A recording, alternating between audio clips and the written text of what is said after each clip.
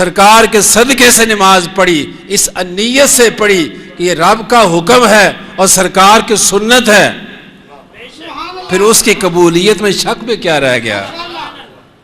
اس لیے میں عرض کر رہا تھا کہ رب کریم نے بڑا کرم فرمایا، بڑی مہربانی فرمائے کہ رب کریم نے ہمیں بخشش کے لیے ایک مہینہ عطا فرمایا، اور اس مہینے کے نام ہے رمضان۔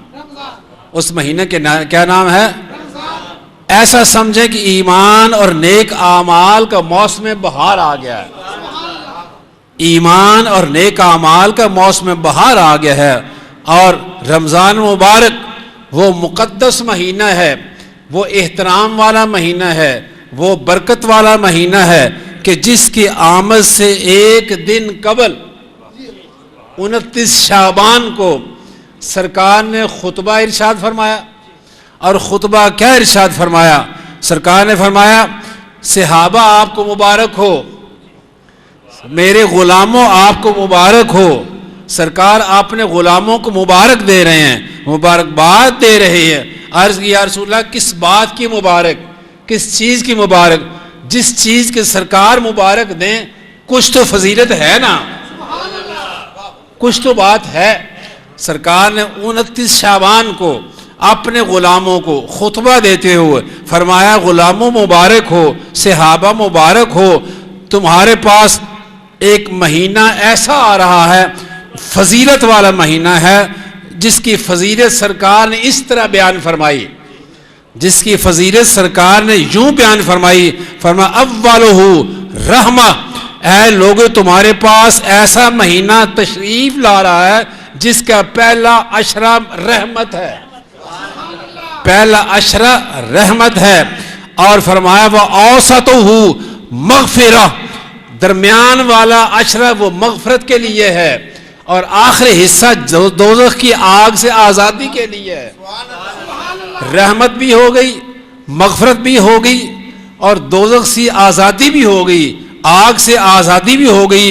گویا رحمت، بخشش اور عذاب دوزخ سے آزادی کی ضمانت والا مہینہ ہے ہی رمضان۔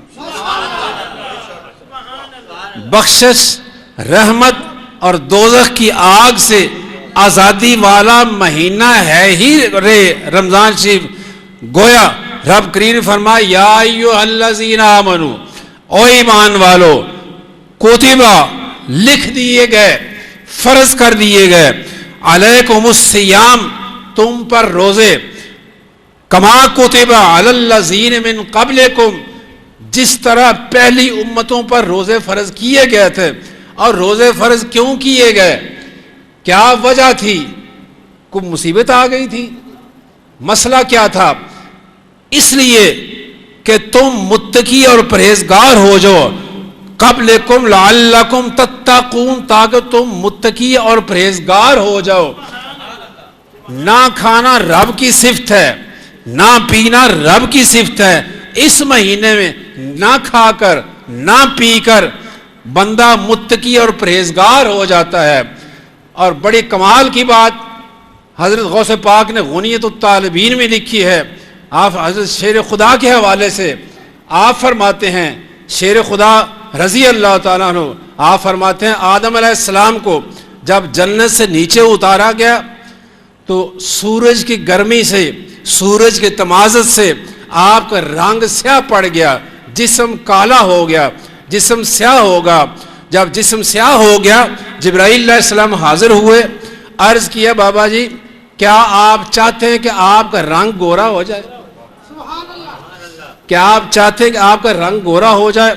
فرمایا کیوں نہیں، کون نہیں چاہتا میرے رنگ گورا ہو جائے؟ پھر عرض کیا حضور 13ویں 14ویں اور 15ویں تاریخ کا روزہ رکھا کریں، انشاءاللہ آپ کا رنگ گورا ہو جائے گا۔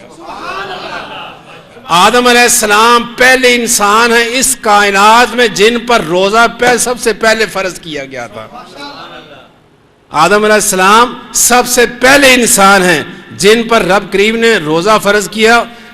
انہی روزوں کو فرمائے یہ روزہ ابیز یا روزہ بیز کی ایام 20، یہی روزے ہیں ایام 20 کے، 13 14 اور 15 یہی روزے آدم علیہ السلام کو اس لیے فرض کیے گئے تھے کہ آپ کا رنگ گورا ہو جائے، آپ کا ظاہر گورا ہو جائے، باطن تو گورا تھا ہی، اور رب کریم نے یہ انعام فرمایا ہمارا ظاہر بھی گورا ہو جائے اور باطن بھی گورا ہو جائے۔ ان کو 3 روزے دیے گئے تھے، ہمیں پورا مہینہ روزے عطا کیے گئے ہیں۔ جو پورا مہینہ روزہ رکھے اس کا پھر بھی اندر گورا نہ ہو۔ اور حضور غوث پاک قاری صاحب کیا فرماتے ہیں؟ حضور غوث پاک ظالموں، عالموں اور صوفیوں کو یہ خطاب کرتے وہ فرماتے ہیں، آپ فرماتے تم رمضان میں اپنے نفسوں کو پانی سے پینے سے روکتے ہو، اپنے نفسوں کو پانی کے پینے سے روکتے ہو، اور جب افطار کا وقت آتا ہے تو مسلمانوں کو خون سے افطار کرتے ہو۔ جب مسلمانوں کے خون سے افطار کیا جائے گا، جب حرام کے مال سے روزہ افطار کیا جائے گا، تو پھر نہ ظاہر گورا ہوگا نہ باطن گورا ہوگا۔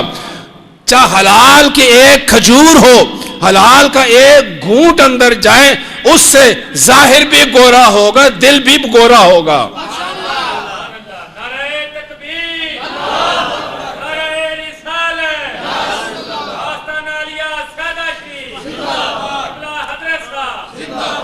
روزے فرض کرنے کی وجہ یہ بتائی کہ تم متقی ہو جاؤ، پرہیزگار ہو جاؤ۔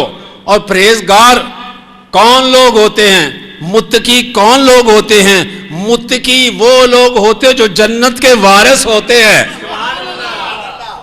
متقی وہ لوگ ہوتے ہیں جو جنت کے وارث ہوتے ہیں۔ تلک الجنت التی نورث من عبادنا من کان تقیا، یہ جنت میں نے بنائی، رب فرماتا جنت میں نے بنائی ہے، اور جنت کے وارث میں نے متقین کو کیا ہے۔ رب کی کوئی برادری ہے؟ رب کو کوئی اولاد جس کا جنت وارث ہوگا؟ جنت کے وارث آپ لوگ ہیں، جنت کے وارث صالحین لوگ ہیں، جنت کے وارث اولیاء اللہ ہیں، جنت کے وارث متقین ہیں، پرہیزگار ہیں۔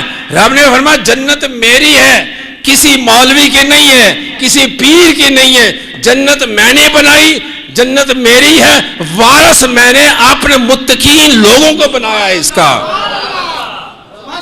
اور متقی کیسے بنتا ہے؟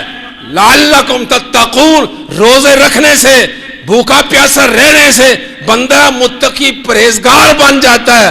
رب نے روزے فرض کیے ہیں اس لیے تاکہ آپ متقی ہو جائیں، جب متقی ہو جائیں پھر جنت کے وارث بھی آپ ہی ہو جائیں گے۔ پتہ چل جنت تو ہماری ہے، لیکن افسوس گاڑیوں پہ لکھا ہو تو جنت حسین دی، جنت فلاں کی، جنت فلاں کی۔ رب نے فیصلہ ہی کر دیا، رب نے فرمایا جنت ہے ہی متقین کی۔ کیا حسین متقی نہیں ہے؟